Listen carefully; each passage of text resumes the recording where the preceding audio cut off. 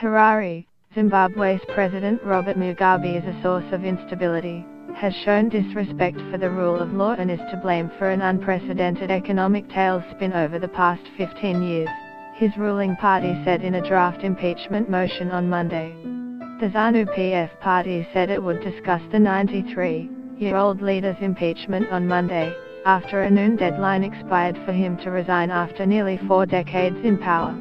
Impeachment could see Mugabe kicked out by a vote in parliament in under a day and would represent an ignominious end to the career of the grand old man of African politics, who was once lauded across the continent as an anti-colonial hero.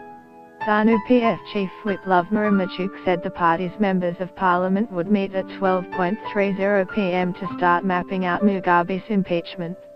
On paper, the process is relatively long-winded, involving a joint sitting of the Senate and National Assembly, then a 9-member committee of senators, then another joint sitting to confirm his dismissal with a 2/3 majority.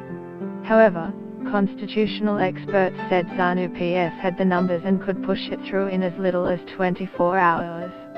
They can fast-track it? It can be done in a matter of a day, said John Mukamu, Executive Director of the Southern African Parliamentary Support Trust, an NGO that works with the Parliament in Harare. Get the latest news and updates emailed straight to your inbox. By submitting your email you are agreeing to Fairfax Media's terms and conditions and privacy policy.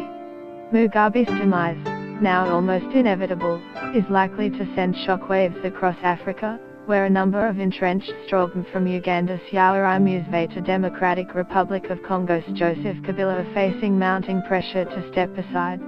Mugabe was once admired, even in the West, as the thinking man's guerrilla, a world away from his image in his latter years as the stereotypical African dictator proudly declaring he held a degree in violence.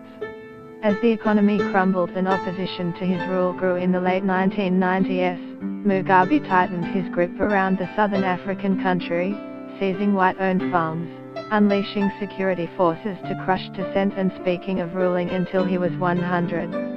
ZANU-PF's action follows a weekend of high drama in Harare, culminating in reports that Mugabe had agreed on Sunday to stand down, only for him to dash the hopes of millions of his countrymen in a bizarre and rambling national address.